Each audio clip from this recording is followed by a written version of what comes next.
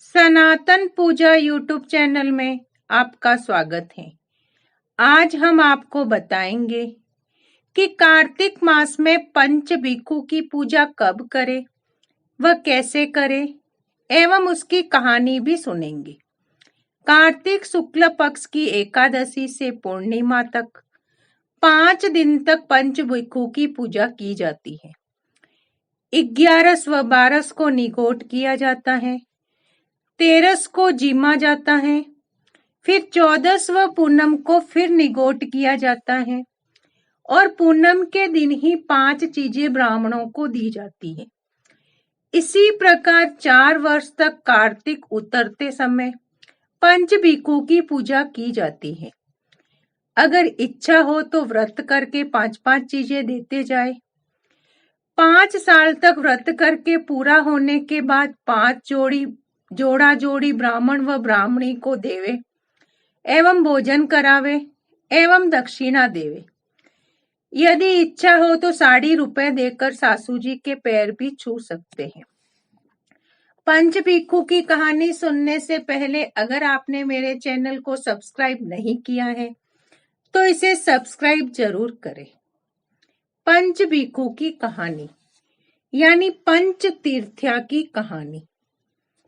इस कहानी को सुनने से 5 तीर्थों का लाभ हमें मिलता है। एक साहूकार के बेटे की बहू थी।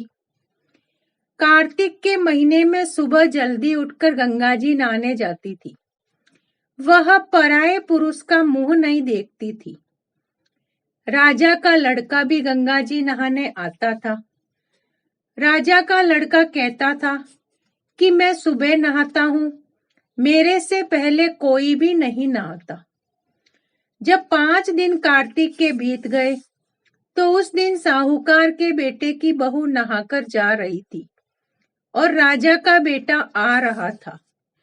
शोर सुनकर जल्दी से वह जाने लगी, जिससे अपनी मोती की माला वहीं पर भूल गई। तब राजा के बेटे ने वह मोती की माला देखी तो देखकर कहा कि ये माला इतनी सुंदर है तो पहनने वाली कितनी सुंदर होगी। बाद में सारी नगरी में डिंडोरा पिटवा दिया कि जिसकी यह माला है वह मेरे पास 5 रात आएगी, तब मैं उसकी यह माला दे दूंगा। और खुद वहां तोते का पिंजरा टांग कर बैठ गया। सुबह साहूकार की बहू आई तो पहली पेड़ी पर पांव रखा और बोली कि अगर मेरे में सत है तो इसे नींद आ जाए। और उसे नींद आ गई और वह नहाकर चली गई। राजा का बेटा उठकर बैठ गया और तोते से पूछा कि क्या वह आई थी? तो तोते ने कहा आई थी। वह कैसी थी? तब तोता बोला आभा जैसी बिजली, गुलाब जैसा रंग। राजकुमार ने कहा कि आज तो मैं अंगुली चीर कर लेट जाऊंगा, फिर मुझे नींद नहीं आएगी। दूसरे दिन वह अंगुली चीर कर लेट बैठ गया। जब वह आई तो भगवान से प्रार्थना करने लगी कि राजकुमारी को नींद आ गई और वह नहाकर चली गई। तब उसने उठकर तोते से पूछा तो तोते ने सारी बात बता दी। तब राजकुमार बोला मैं आंखों में मिर्च डालकर बैठूंगा और रात को मिर्च डालकर बैठ गया और वह आई और चली गई। राजकुमार ने तोते से पूछा कि आई थी? तो उसने कहा आई थी। फिर उसने कहा आज तो बिना बिस्तर के बैठूंगा और वह रात को बिना बिस्तर के बैठ गया। जब वह नहाने आई तो फिर भगवान से वही बात कही तो राजकुमार को नींद आ गई। जब वह नहाकर जाने लगी तो आंख बंद करके चली गई। राजकुमार ने उठकर देखा तो वह नहाकर चली गई। तो वह बोला कि आज तो मैं आग की अंगीठी रखकर बैठूंगा, जिससे नींद नहीं आएगी। और वह अंगीठी रखकर बैठ गया। साहूकार की बहू ने भगवान से कहा कि 4 रात तो निकाल दी, आज की रात और निकाल दो। भगवान ने उसका सत रखा और उसे नींद आ गई। जब वह नहाकर जाने लगी तो वह तोते से बोली कि पापी से कह देना कि तेरी 5 रात पूरी हो गई है, इसलिए मेरी मोतियों की माला मेरे घर भेज देना। फिर राजा ने तोते से पूछा कि वह आई थी, तो तोते ने कहा वह आई थी और उसने अपनी माला मंगवाई है।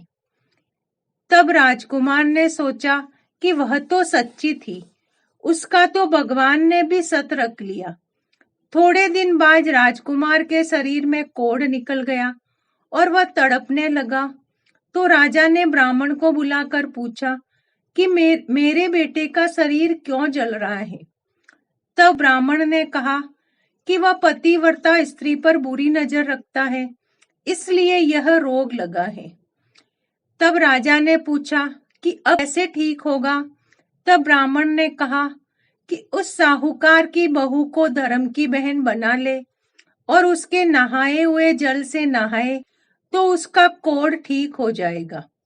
राजा उसकी माला लेकर घर गया और साहूकार से कहा, यह माला आपकी बहू की है, उसके नहाए हुए जल से मेरे बेटे को नहला दो। साहूकार ने कहा, वह तो किसी पर पुरुष का मुंह नहीं देखती है। इस नाली के नीचे राजकुमार को बैठा देना, जब वह नहाएगी तो ऊपर से वह पानी आ जाएगा। बाद में राजकुमार बैठ गया और नहाया तो उसकी चंदन जैसी काया हो गई। हे पंच भिखु देवता, जैसा साहूकार की बहू का सत रखा, वैसा सबका रखना। राधे राधे।